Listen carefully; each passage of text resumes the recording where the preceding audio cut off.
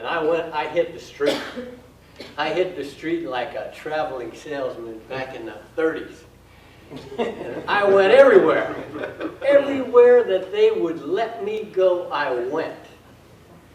And there were times in those early semesters of the Nurturing Dads initiative where we were hosting more dads in South County than we were in North County, where we had a larger population base and more legs.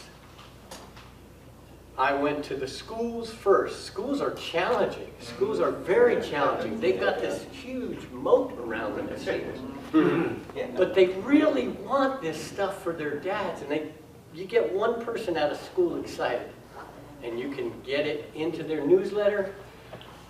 I am on elementary school websites. Guidance counselors post our flyer on their websites. Schools build it into their newsletters.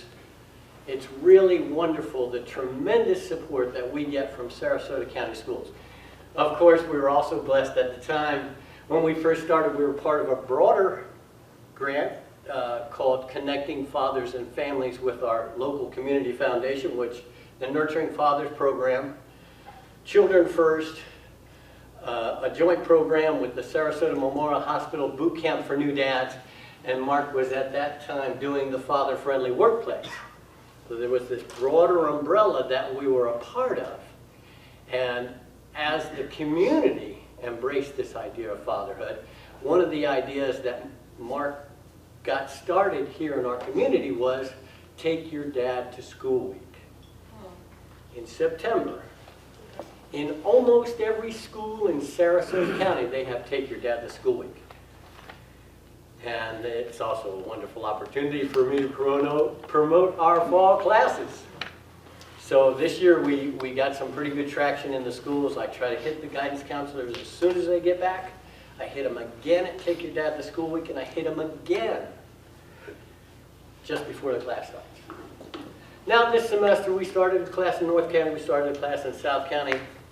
We had 7 dads at each class on opening night. Now that's not what I've grown accustomed to. But I haven't driven an automobile in over 3.5 years because of my low vision. So I'm not out there as the traveling salesman I used to be. So it says a lot for the legacy that we have created in our community to be able to continue to fill classes with not as many flyers getting out there. In the early years, it was 10,000 flyers a semester. Say that. 10,000 flyers a semester. How many participants did you have? Well, at the height of our initiative, at the end of that 3-year fatherhood grant, we went from 75 a year the first year, to 100 the second year, to 125 the third year. And we were invited to join the commission for 1 more year. We were extended. Provided we increase our numbers, not by the 25 we had been, but by 50. We were invited to go to 175 dads a year and increase our completion rates from 80% to 85%. My executive director said, well, what do you think? Because I was managing the program at that time. I said, let's give it a try.